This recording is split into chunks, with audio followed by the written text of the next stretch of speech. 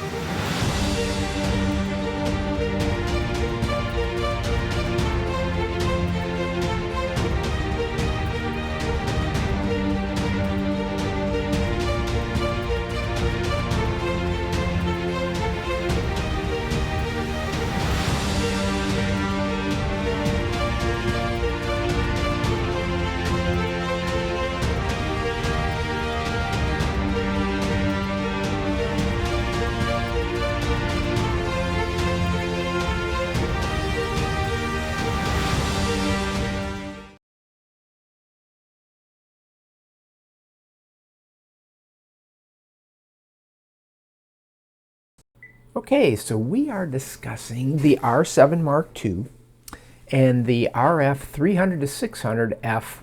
I guess it's going to be a 5.6, and that just kind of leads into this whole thing, right? A lot of speculation involved with the R7 Mark II and its specifications and the 300 to 600 specifications, but we're going to go with what has been out there for a while now with these two, the camera body and the lens, to try to come up with a determination about whether this is going to be a world-class bird photography combo, wildlife photography combo, or is it going to be a world of pain for most shooters out there? And this really revolves around the fact that the R7 Mark II is going to be a crop sensor, and it's going to be 39 megapixels, we think, right? Which means the pixel pitch is going to be very, very small. There's issues there potentially. And then, of course, you're sticking the 300 to 600 on there, which is going to give you an equivalent to full frame focal length that's way out there, and we'll talk about that.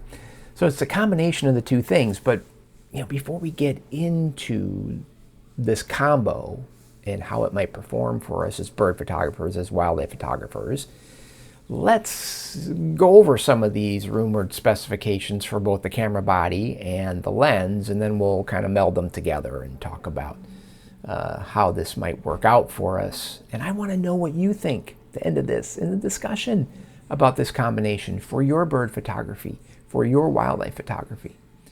So let's talk about the camera first. Let's talk about the R7 Mark II, and then we'll move on and we'll talk about the lens, and then we'll talk about the combination. So what's going to be under the hood of this camera, so to speak? Just mentioned it a minute ago. 39 megapixels, pretty high confidence of that. That's what we're going to have here. A backside illuminated stacked sensor. Now, backside illuminated, that's been confirmed. Well, not confirmed, but a lot of sources say that it's going to be backside illuminated for sure. But the stacked part of it, to me, I think it's got to be stacked. It has to, otherwise we're going to have rolling shutter issues, and I just don't see Canon doing that to us. So I'd say that's medium to medium high, but not based on what's out there by other people. The processor, the Digic X, and the accelerator, pretty decent confidence of that happening. 40 frames per second electronic shutter.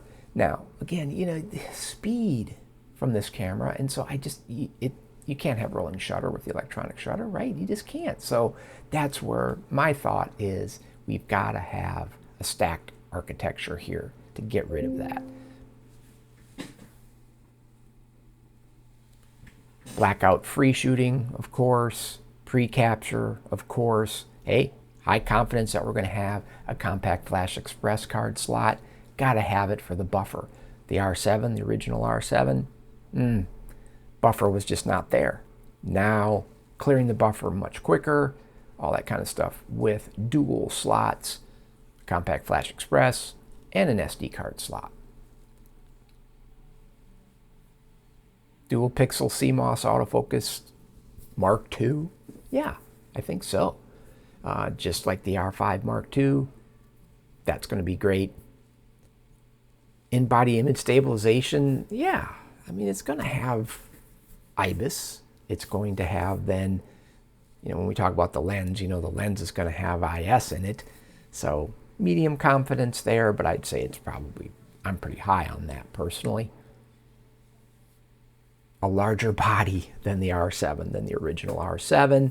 More like the R6 Mark III, which I had and used and loved. Rolling shutter problems with that camera though, so I don't have it in my arsenal right now. Larger body though, like the R6 Mark III, and I'm going to love it. The R7, the original, was a little too small for me. I didn't like the button layout. I didn't like the fact you didn't have the thumb wheel and all this kind of stuff. If this body is the design that we see in the R6 Mark III, we're going to be great. Compact flat, we just talked about it, right? High confidence, going to have a dual, two different slots in there. compact flash express, type B, and an SD card slot. It's going to use the same batteries. It's got to, right? Yeah. Enhanced weather sealing, I think it's going to be right up there. And I didn't worry about the R6 Mark III, and if it's basically the same as that, I'm good. I'm good. High resolution EVF. There's some talk about how high resolution it's going to be. It doesn't really affect too much what we're doing when we're going to be comparing the body and the lens, and is it going to be good for bird photography. But hey, I love the high resolution viewfinders on the R5 Mark II, and especially the one on the R1 is amazing. So let's hope that we get a higher resolution EVF than what was in the R7.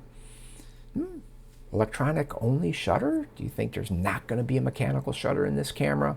I don't know. All the sources out there don't really seem to know either. Medium on the confidence on that one. So we'll see what happens there. Hey, as long as it has an electronic shutter, and it's going to, and it doesn't have rolling shutter, you know, as far as a mechanical shutter for me, it's not that big a deal if it has it or if it doesn't. Price. Well, the original R7 was, what, $1,500? It's going to be more expensive than that because the body's going to be bigger. It's redesigned, potentially. Now, if they use the same body as the R6 Mark III, that should keep the production costs kind of in line, given that they can use the same basic body architecture for two different cameras. $2,000 to $2,700 seems to be what people are saying out there. That'd be fine with me. Hey, I'd love the low end of that. Probably going to be about $2,000 or $2,500 for the body. When's it coming out? Right? The FCC filings and the timing of all this, you know, it's got to be by the end of June, right? Come on. It's got to be by late May, early June. I'm thinking end of June. It's got to happen. High confidence in that from everybody out there. The FCC confidentiality end date is June 16th. So something's going to happen here. That's public record. So here we go. It's coming. What does this mean for bird photographers, wildlife photographers like me, like you? Hey, the reach potential, the capability of this camera at 39 megapixels on a crop sensor. You're going to have some croppability there. You got to be careful here when we're talking about this kind of stuff. This is a 62 megapixel full frame equivalent pixel density. All right, so it's up there, and it's going to have the crop on a full frame lens. It's going to get you out there. Stack sensor, please, right? Eliminate the rolling shutter. Birds in flight, 40 frames per second, that fast action. I love that. We're playing a probability game out there, so I love that. Zero distortion in there, no rolling shutter effect. That'd be great. You know, the R7, just the buffer was just, it was a big bottleneck. Here, we're going to get rid of that.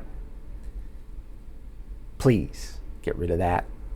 Pre-capture is going to be in there, right? It's got to be in there. So, takeoff shot. It happens to help so many other shooting scenarios than just takeoff shots and things like that. Once you start using pre-capture, it's pretty amazing what it does for you. Same battery, you know, all this kind of stuff. It's looking like an awesome camera body. But we're going to talk about how this may, you know, come together with this lens, the 300 to 600.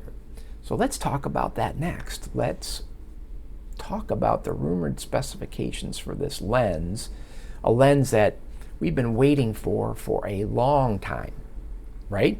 I mean, I've been waiting for it for a long time. And, you know, it's got to come out pretty soon. There's two versions when you go out there and you look at everything out there on the web. There's kind of two versions on the table right now. One is a variable aperture, f4 at 300, at 5.6 once you're out at 600 millimeters, using a USM motor because it's proven tech that's in these big lenses, a heavier, larger body, given that it's going to be an f4 to an f5.6 if this is the version we get. But of course, you're going to have a brighter 300 millimeter end to this thing. But from everything that I read, everything that's out there, this is the less likely option that's coming to us. The front runner, with much higher confidence out there, is that we have a constant aperture f5.6. Of course, this is going to bring down the weight. It's going to make things simpler for everybody because you're not going to have a variable aperture as you're zooming in and out on things. And then they talk about a VCM, for the autofocus, which is a voice coil motor. It's a magnetic thing. We won't go into all that here. You can look it up if you want. But this is what this lens looks like it's going to be, a 300 to 600 f5.6 with IS in it. Optical design and aperture and all that, we just kind of talked about it there, but let's go through it in a little bit more detail. 300 to 600, that's a decent range. Would I like 2 to 6? Well, yeah, sure, why not? But you know what, to keep things, the weight down, the size, aperture situations that we're talking about, constant, 3 to 6 is fine. If you want lower than that, get the 1 to 5 to go with it. But 5.6 is decent at 300 to 600 millimeters. The 600 end being really important for me as a bird photographer, probably you as well. What about diffractive optics going into this thing? Canon's done that before in the 400. F4 DO2 especially was a great lens, is a great lens. It could really bring the weight and length of this thing down. We'll see if that happens or not. Medium chance of that. You look at things that are being said out there.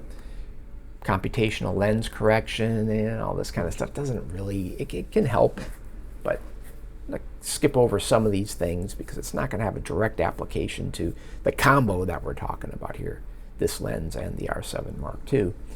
Constant aperture, we talked about that. L series, of course, it's going to be an L series lens. That's always a good thing, I think. And then, hey, it's an internal zoom.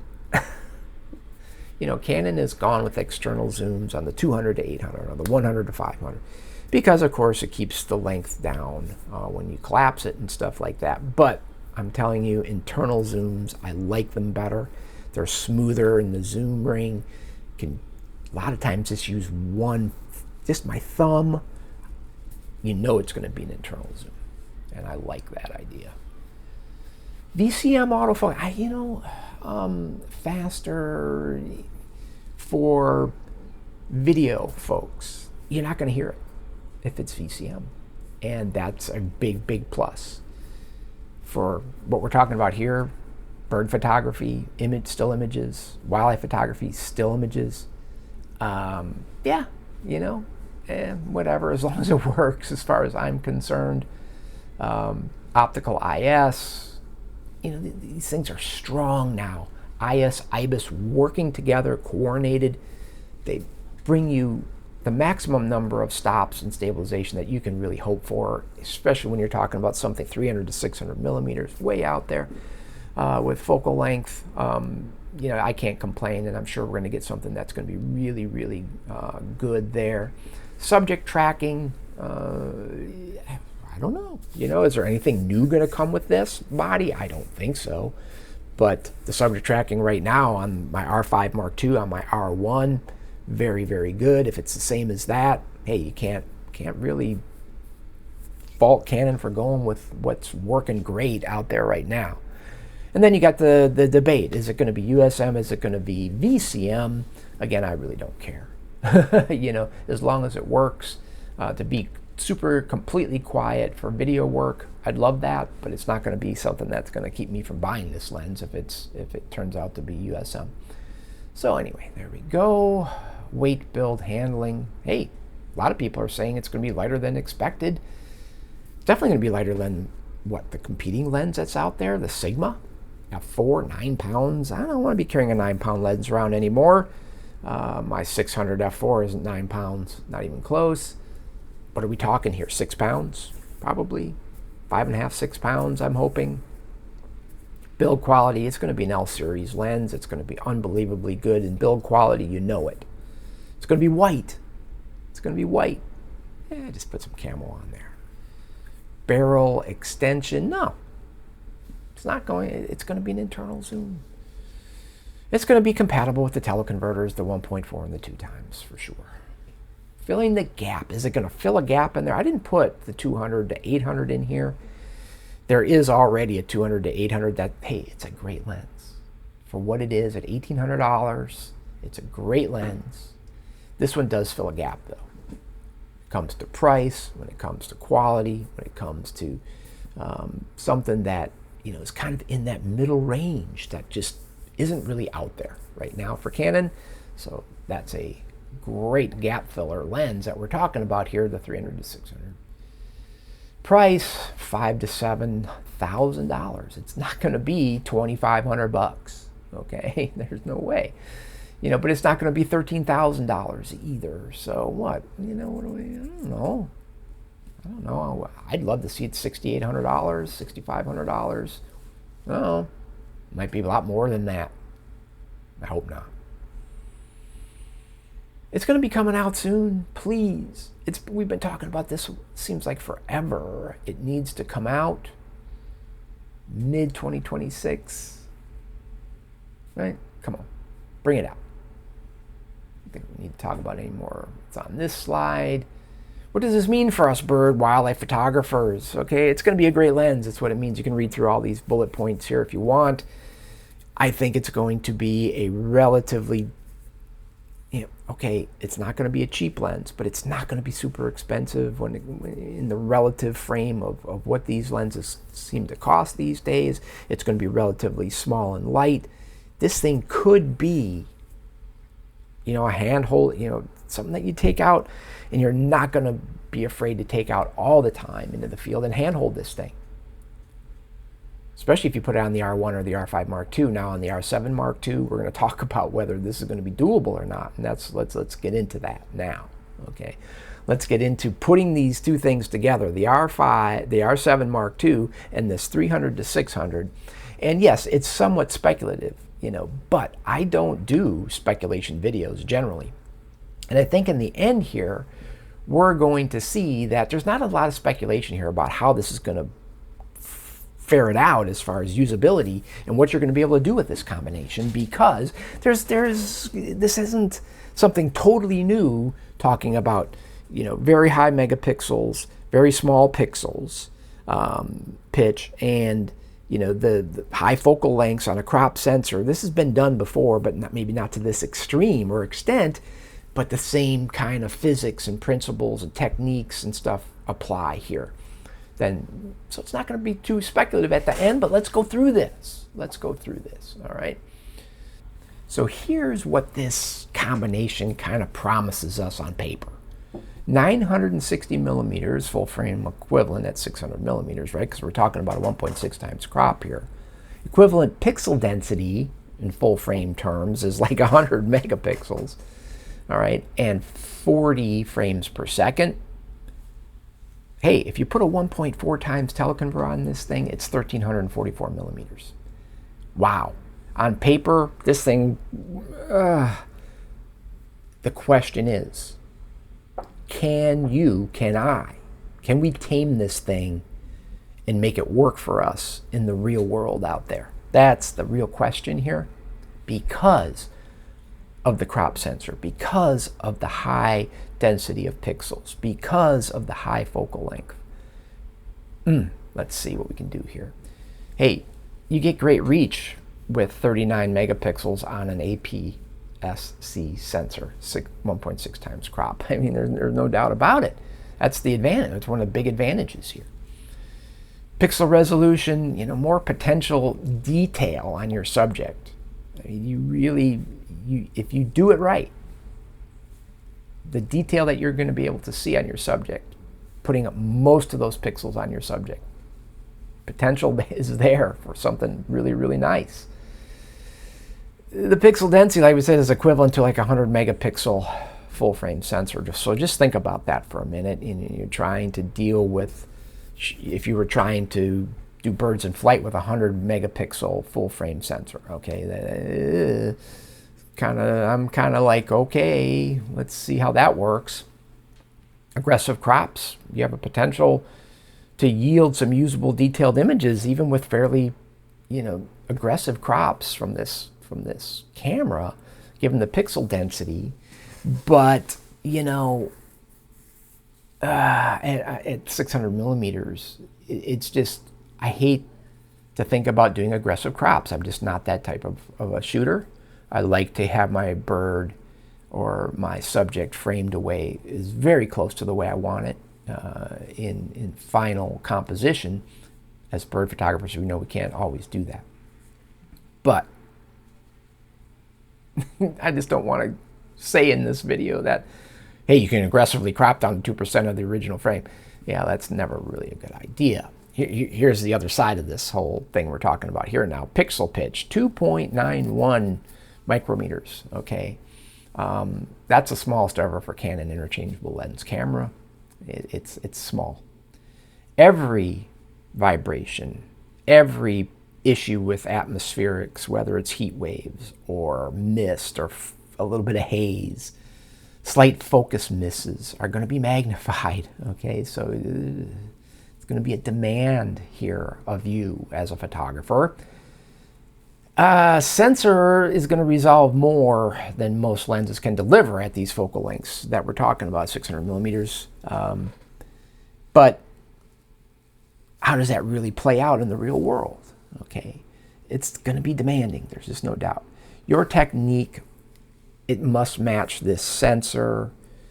You gotta have better technique, or this sensor is going to expose your poor technique. Okay, you've got to know what you're doing out there more when you're talking about pairing this kind of resolution, this kind of pixel size with this kind of resolution. You've got to watch and be particularly cognizant of what you're doing out there. Diffraction. How many of you even think about diffraction when you're out there shooting?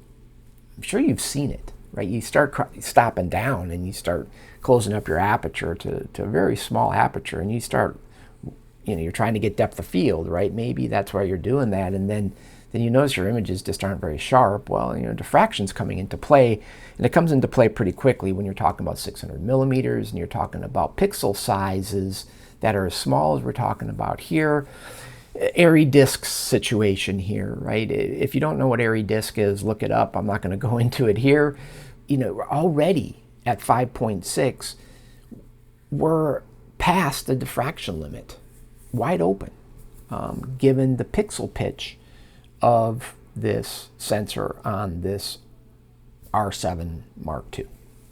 But if you're going to shoot wide open at 5.6, which you're going to probably want to do a lot, you're not going to notice it at normal print and web sizes. But if you pixel peep, you might notice it a little bit. The lens is sharp, but the physics of light, you just can't get beyond the physics. All right. If you go to f8, let's say stop down to f8, or you put a 1.4 times teleconverter on there, there's going to be, and you crop into 100%, it's not going to be as sharp as you might want your images, because you're trading per pixel resolution for the reach. I think for the most part it's going to be definitely usable at f8. You go beyond that, you got a pixel pitch, 5.1 times the pixel pitch, and that the airy disk is getting so much bigger than each individual pixel at f11. Or if you stop down with a 2 times, or if you stop down, or if you put a 2 times teleconverter on there and shoot it wide open, that you're gonna see some softening for sure, and the extra reach comes at a cost. Okay, so situational kind of thing. If you gotta put it 2 times on this thing just to get the shot that you even come close to getting the shot that you want, then fine, I guess. It comes down to real world versus pixel level diffraction limits, and pixel level can be misleading in the real world. Again, I think at f5.6 and even at f8, things are going to be pretty okay with this. The problem that we come into being bird photographers is we crop.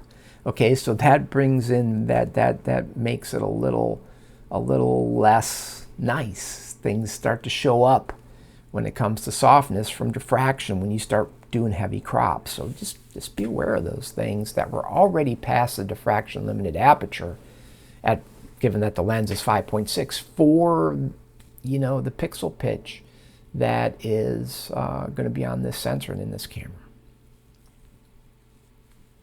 Here we go, shutter speed. What do you need? What are we going to need to shoot for perch birds, for birds in flight? You know, this is really where it comes down to even shooting my R5 Mark II. I feel like, you know, I've done birds in flight and action photography for a long time, and I think I'm fairly good at tracking and things like that. And even with image stabilization, IBIS, and all that working together, fast shutter speeds are your friend for sharp images. That is really the case here. You're going to need to shoot some fast shutter speeds for action. You can get away with slower shutter speeds for perch stuff. But again, how steady is the bird going to be, even if it's perched? In flight, it's not steady. Okay, so you've got two things going on there. You've got you shaking. IBIS and IS can help you with that. Shutter speed helps even more, but doesn't do anything for the birds in flight, the IBIS and IS. So again, I'm going to boil this down. I would shoot as fast a shutter speed as you can most of the time with this combination, and you're going to come out a lot better, a lot sharper. Of course, shooting fast shutter speed sounds easy until you look at the light that you've got, that you're shooting in, and how high ISOs do I have to shoot to get to those shutter speeds, right? 600 millimeters on the R7 Mark II. You know, perch birds, 1/1000th, 1/1500th without IBIS, okay, IS. But then you turn that thing on, mode 1, and now you've got something where you can shoot pretty slow shutter speeds, theoretically. But the bird moving, okay, this is where frames per second comes in. Your probability to shoot bursts, right? And now, somewhere in there of those, all those frames that you took of that perch bird, you're going to be perfectly steady. The bird's going to be perfectly steady. You're going to get 2 or 3 frames in there, maybe more, that are tack sharp. So bring in shutter speeds, bring in frames per second, bring in IBIS IS, and I think with the technology we have all together now, you can do this. All right, birds in flight, whole nother scenario. It depends on how good you are at panning. How stable are you? I love to shoot at 1/5000th, 1/6400th, 1/8000th of a second when I'm shooting my R5 Mark II and my 600 millimeter with an with the 1.4 times teleconverter at 840 millimeters. Can I shoot slower than that and get sharp images of the eye, of the head, maybe not the wings sometimes, moving in the opposite focal plane, of course? Yeah, I can. So it really is going to come down to the fact, how good are you at panning? How much light do you have? All this kind of stuff. But here you go. You know, there's some guidelines here.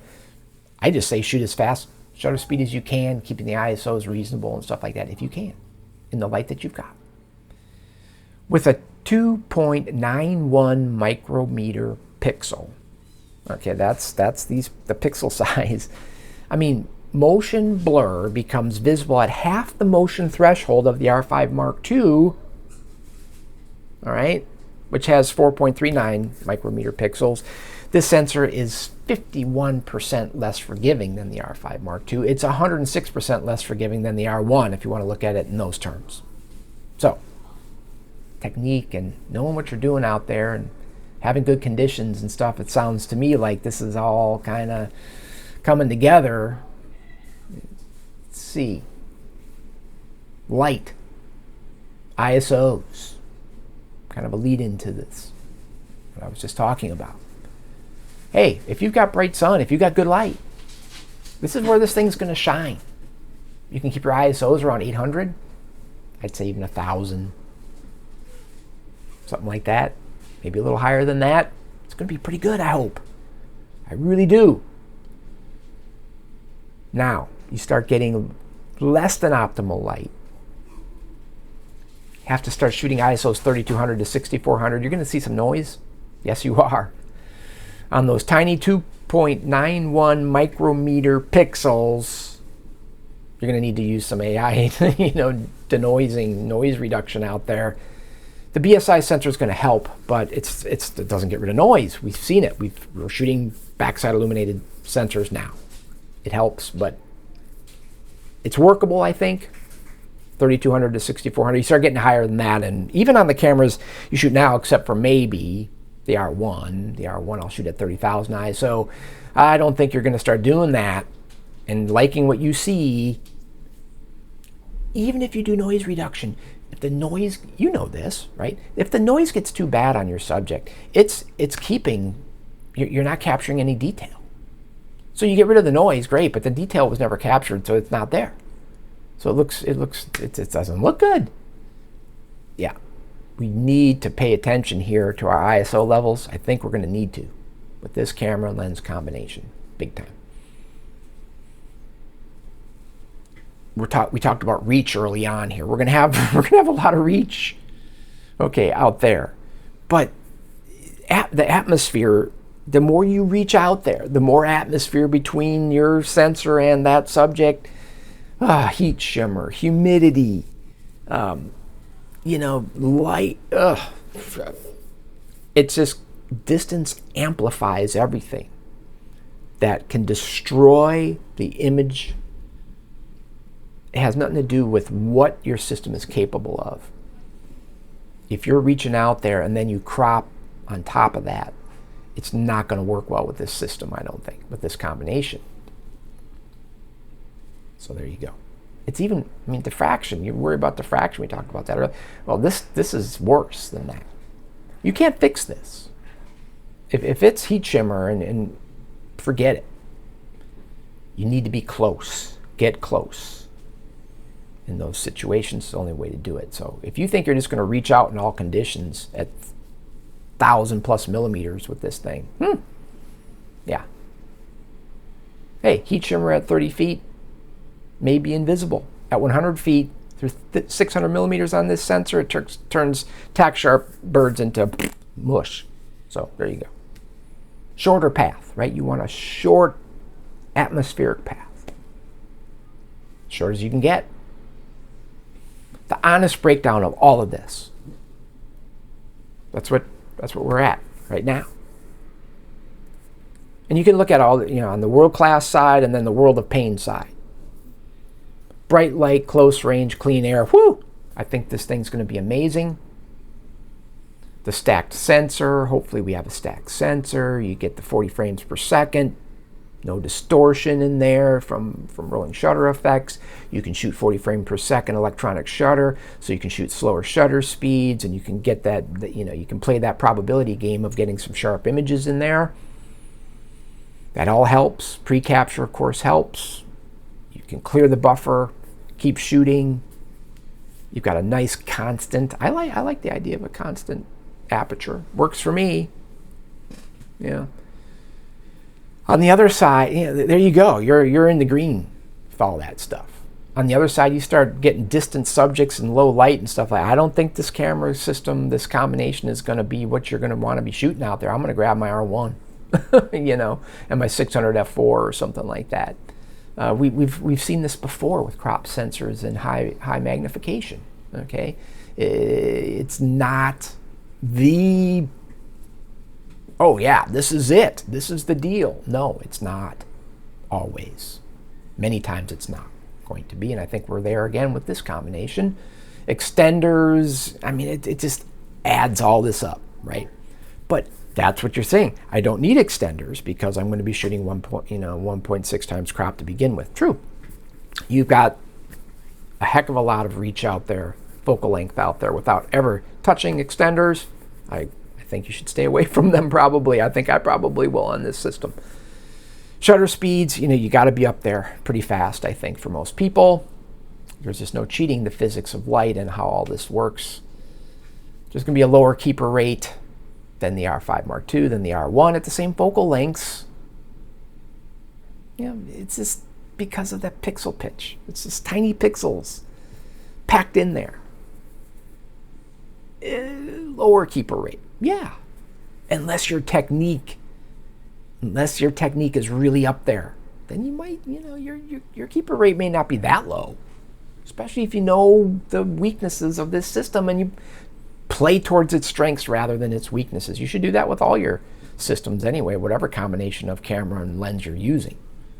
The heat shimmer thing, we talked about that. It's a primary image killer at these focal lengths and pixel densities we talked about.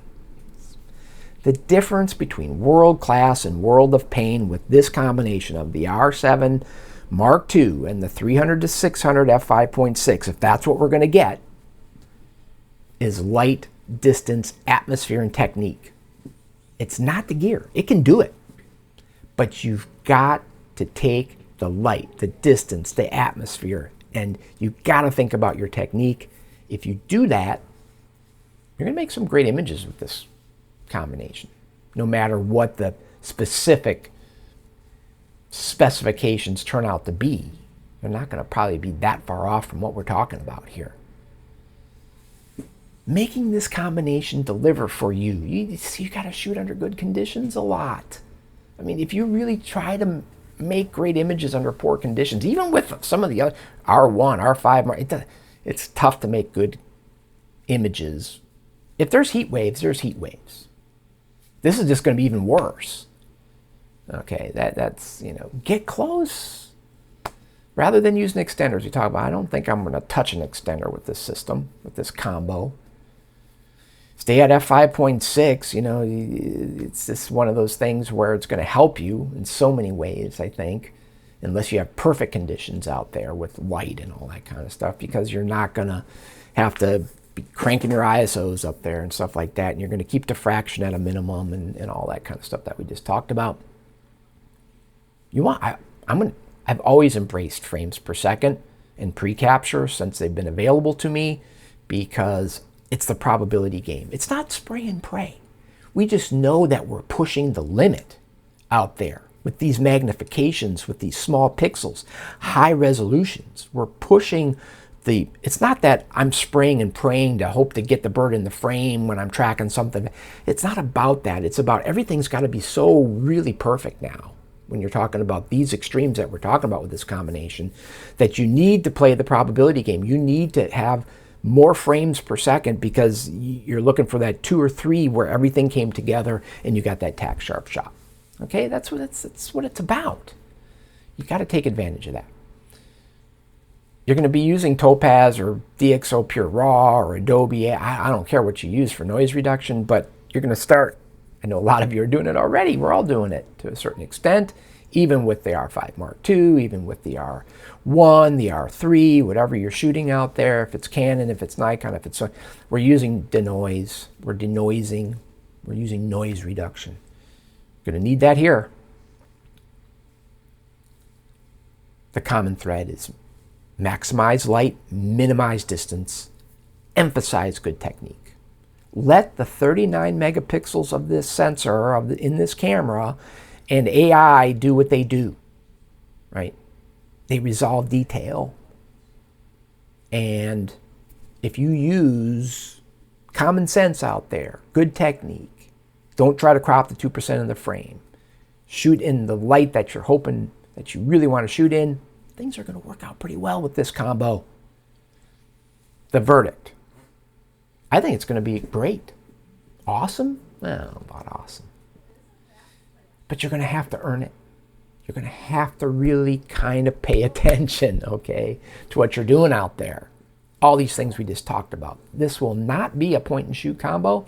It is going to be a high ceiling, high demand bird wildlife photography rig.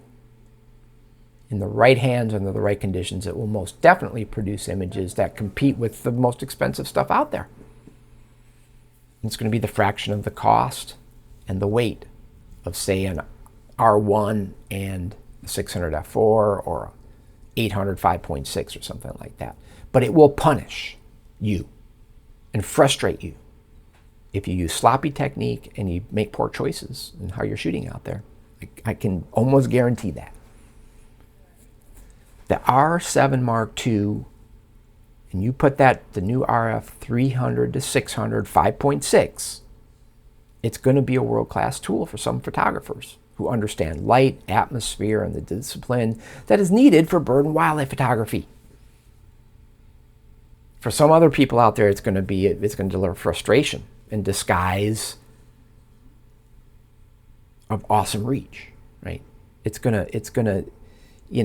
just immediately you think, oh, crop sensor, 300 to 600, I can really reach out there. Yeah, you can. Be careful, but be careful. The camera doesn't make the image. The photographer still makes the images, okay? We still do, thank goodness. This combo will likely raise the stakes for being a great photographer. You're going to have to really work at it with this camera, but it'll deliver if you do. Yep. So anyway, that's kind of how I feel about this whole thing. And we'll just wrap it up. All right, so there you have it. There's kind of my feeling, the speculation and all that stuff, and then I think it has great potential, but it's going to be a very demanding combination to shoot. And whether it ends up being something that I keep in my kit and use on a regular basis, the 300 to 600 will be. I'm pretty positive of that. But I'm talking about the combination of the R7 Mark II and the 300 to 600. I don't know until we really have it, right? Until we really have it in our hands and are out shooting in the real world with it. It's hard to tell how this is going to work out. But there's some things, like I said, that have been already in our hands that put us in similar situations when it came to crop sensors and noise and extreme focal lengths, if you want to call them that, and how it all worked out there. So I'm kind of playing off of that a little bit. So let me know in the discussion. Let's talk about what you think about this potential combination. There's still some speculation about, and there's some things that'll probably change, but let's just, based on what was in here in this video and the specifications that I talked about, what do you think?